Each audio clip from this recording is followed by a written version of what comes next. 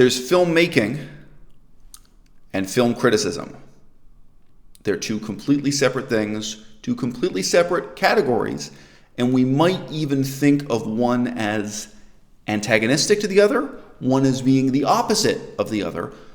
But in fact, when you really think about it a little bit philosophically, film criticism is a positive contribution to the art of filmmaking. Still, two separate things. The guy who makes the film and the guy who evaluates the film, criticizes the film, says how it could have been better, two separate things. Philosophy and the critique of philosophy are not two separate things. It would be slightly absurd for someone to criticize a film critic by complaining, all you do is criticize, why don't you go make your own film? Instead of criticizing this movie that's out in theaters and saying it's so bad. The answer you'd have to give back is, hey, these are two separate things. Filmmaking is a legitimate art form, but what I'm doing as a critic of the film is also legitimate, is also important, is also a positive contribution to filmmaking. It would be utterly absurd and bafflingly stupid to say to someone, why did you write this critique of Kantian philosophy? Or why did you write this critique of Plato, Socrates, Aristotle, whoever the philosopher may be?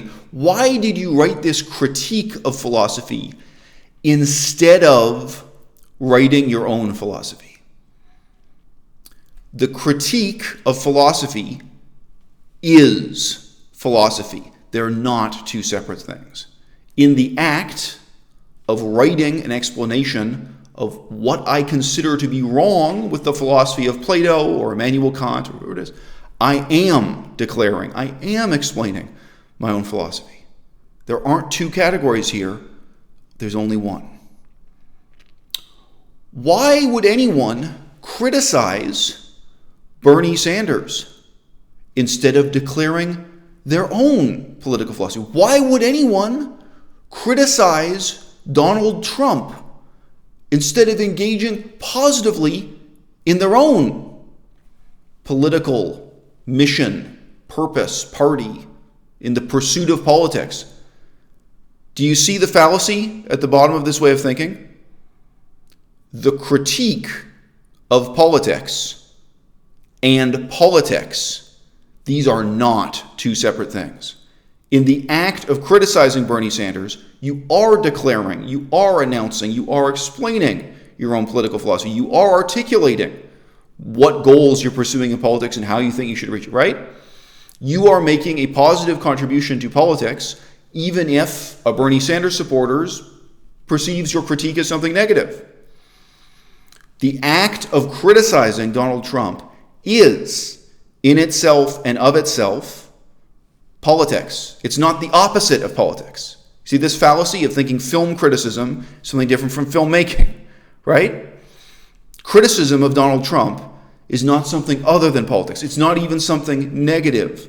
It's a positive contribution to politics. There are not two categories here. Critique is philosophy. Critique is politics. There are not two antagonistic and opposed categories. I received some criticism from another YouTuber that I found quite laughable and quite stupid and quite counterproductive. And this is the fundamental misapprehension, misconception, or conceit at the basis of his complaints against myself.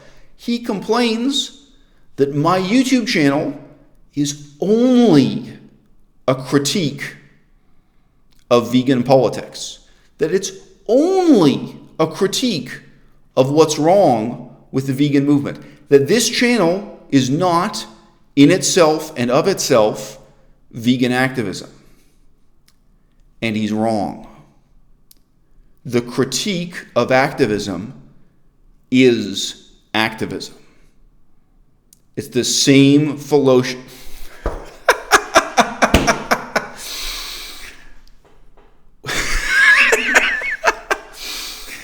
No take two. Keep rolling. It's the same fallacious mode of reasoning again and again and again. I do not feel the need to justify what I do here on YouTube in terms of the outcomes. But the outcomes are interesting. They're interesting to talk about, they're interesting to reflect on, and they're part of how I justify spending time and money on this hobby on YouTube, which is in some ways a success and in some ways a failure. I have reached over 4.6 million views on this YouTube channel. If I were instead to imitate Earthling Ed, if I were instead to imitate James Aspey and stand on a street corner and talk to strangers one by one, there's absolutely no way I could reach 4 million people. There's no way I could reach 1 million people per year. And roughly speaking, this year I'll get about 1 million views on this channel. Could be better, could be only 800,000 if it's a bad year, could be 1.2 million if it's a good year. That's the kind of range we're talking about here, okay? So this is a very simple measure of the extent of the influence, the outcome of the activism in that sense. But there's another really interesting question of depth. We watched a video earlier today of James Aspey talking to a muscular American guy with his shirt off who had no particular respect for James Aspey, no reason why he would. James Aspey was just some weirdo on a street corner talking to him. No particular respect for James Aspey's views, philosophy, his ethics of animal rights, Buddhism, and no reason why he should. This is just a conversation between two strangers in the street, and I think the video was 20 minutes long. I don't know if the unedited conversation was even longer than that, but you could spend 20 minutes talking to 4 million strangers on the street, if you could reach the same numbers this YouTube channel reaches, and you would never have the depth of influence, the degree of a meaningful relationship that I have on this channel with people every day. I had about 3 young men write to me at the same time. This is about 2 weeks ago, so quite recently. About 3 young men wrote to me all at the same time. One of them was 21 years old, and he started watching my YouTube channel when he was 16.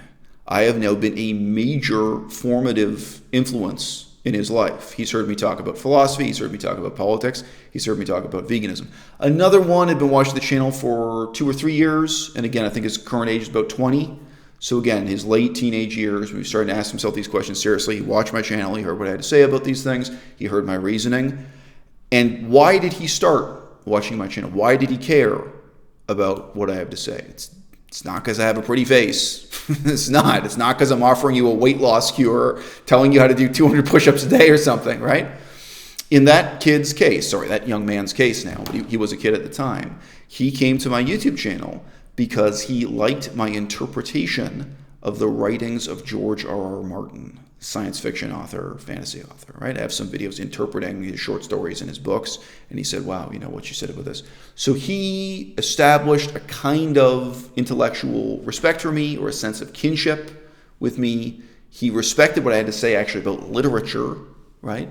And then on that basis, he starts to take an interest in what I have to say about politics, history, how to live a meaningful life. There are other people who have discovered this channel because they were trying to quit video games. They were interested in what I said about video games. There were people who discovered this channel because of what I said about antidepressants, SSRI drugs, mental health, self-improvement, on and on. All right? So as absurd as it may seem, if I were to come on YouTube now and do absolutely nothing but make videos unrelated to veganism, even that could be evaluated as a form of vegan activism with very measurable, life-changing outcomes for the people who are drawn to this channel because they're interested in what I have to say on some completely unrelated topic. And then once they've established this kind of kinship with me, this kind of respect for me, interest in what I have to say and who I am and why, then they become interested. Oh, why did this guy become vegan? What does he have to say about veganism? And there's this long history of videos on this channel, right? And this is without even getting into the examples in the discussion of how really deeply meaningful it is for people who are already vegan, who care about veganism, to connect with and relate to the critique of the vegan movement that's presented in my channel. Now, this guy who criticized my channel at one point, I think he was kind of losing faith in what he had to say himself. He says in a hyperbolic, over-the-top way, what kind of person even would become vegan because they saw videos on Aysel Mazar's channel, on Abel Salman channel? Fair question, but I think he was faltering because even as he said that out loud, he could already start to think through the answer, right? Precisely the kind of person who doesn't respond positively to bullshit, half-truths, lies, cult-like recruitment tactics, the kind of person who's quite ornery, independent, free-thinking, critical, the sort of person who is not easily impressed by Earthling Ed. I think some of the hardest people to convert to veganism are precisely the people who are drawn in through my channel. I think some of the people who are the most valuable in terms of what they intellectually can contribute to veganism are the kind of people who respond positively to what's on my channel. You can ask yourself this very simple question. Who wants to hear a bunch of lies about how there's nothing wrong with the vegan movement? And what kind of person is going to respond positively to a down-to-earth, in-depth discussion of what's wrong with the vegan movement, in what ways we're succeeding, but in what ways we're failing, and how we can do better? What kind of personality is that second type of personality? Does that sound like a bad person to you? That sounds like someone you don't want to reach out to? Even if you were doing on-the-street activism, like James Aspey, like Earthling Ed, don't you think that could be a positive, wonderful conversation if you had someone approach you who said, look, I am kind of sort of interested in veganism, but I notice a lot of things wrong with the movement.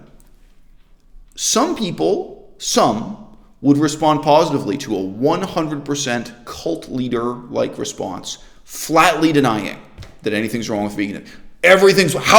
How can you say that?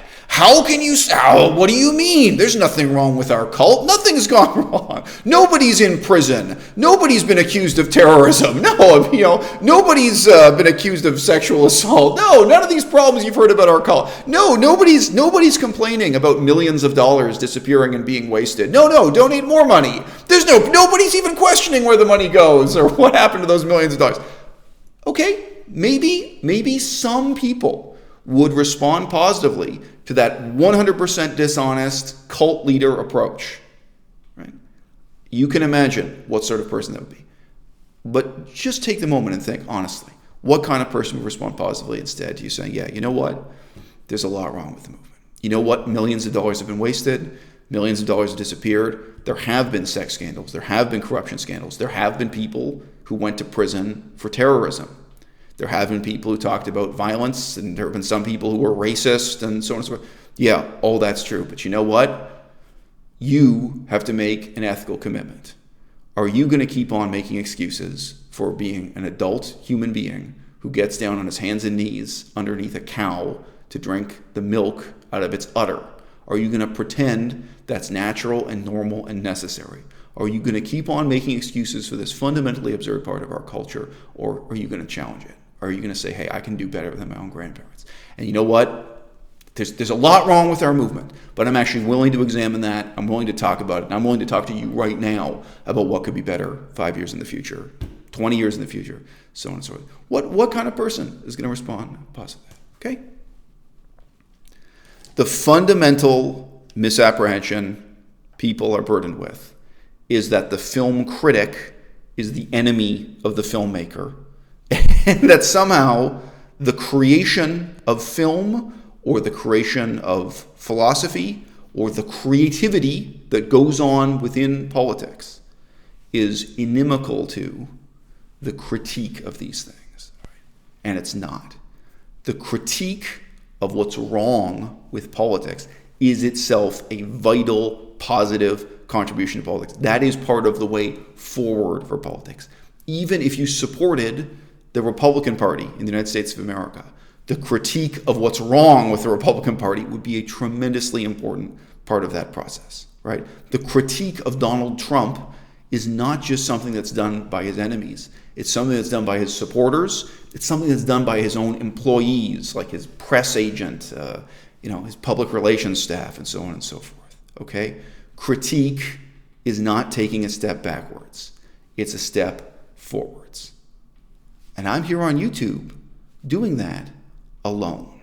And with each and every video I upload, I'm asking, who else wants to take that step forward with me? And if it's not you, then who?